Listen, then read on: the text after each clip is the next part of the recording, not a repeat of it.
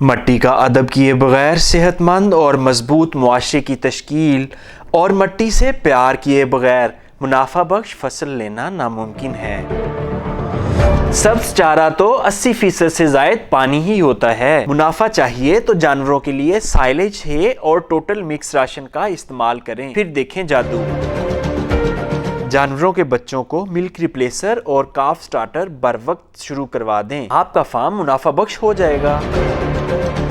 Form پر وزن والا کنڈا ضرور رکھیں اور مطلوبہ وزن حاصل نہ کرنے والے جانوروں کو ساتھ ساتھ فروخت کر دیں۔ جو جانور وزن بڑھانے کی مالیت سے زیادہ مالیت کا چارہ کھائے وہ فارم کی سالانہ بیلنس شیٹ خراب کرتا ہے۔ دنیا میں موجود تمام کلچر سے بہترین کلچر ایگریکلچر ہے۔ دنیا میں سب سے پہلا پیشہ زراعت تھا۔ زراعت کو چھوڑ کر کوئی پیشہ ممکن نہیں۔ اگر کسی ملک کی زراعت درست نہیں ہے تو کسی بھی دوسرے شعبہ کی درستگی کا کوئی امکان نہیں۔ بارش کے بعد فصلیں صرف ان کھیتوں میں ہی اگتی ہیں جہاں کسان نے محنت کی ہو، باقی کھیت تو صرف جھاڑیاں ہی اگاتے ہیں۔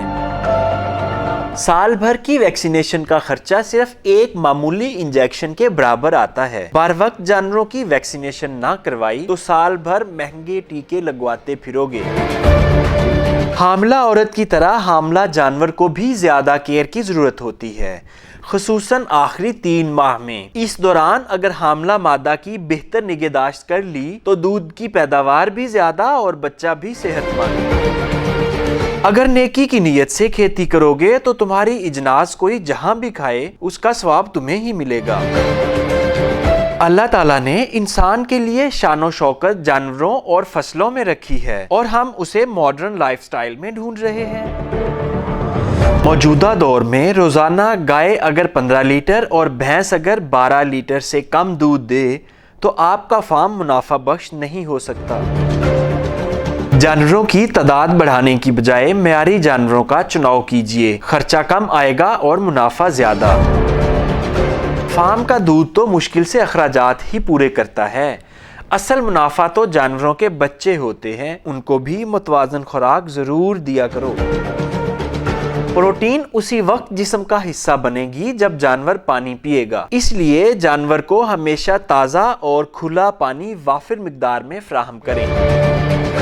انسانوں کے لیے صفائی نصف ایمان ہے کہ اس سے انسان صحت مند رہتا ہے۔ صفائی اور صحت کا تعلق تو جانوروں کے لیے بھی انسانوں جیسا ہی ہے۔ جانوروں کا باڑا بھی اپنے گھر کی طرح ہی صاف کرو، تمہارے جانور بہت کم بیمار ہوں گے۔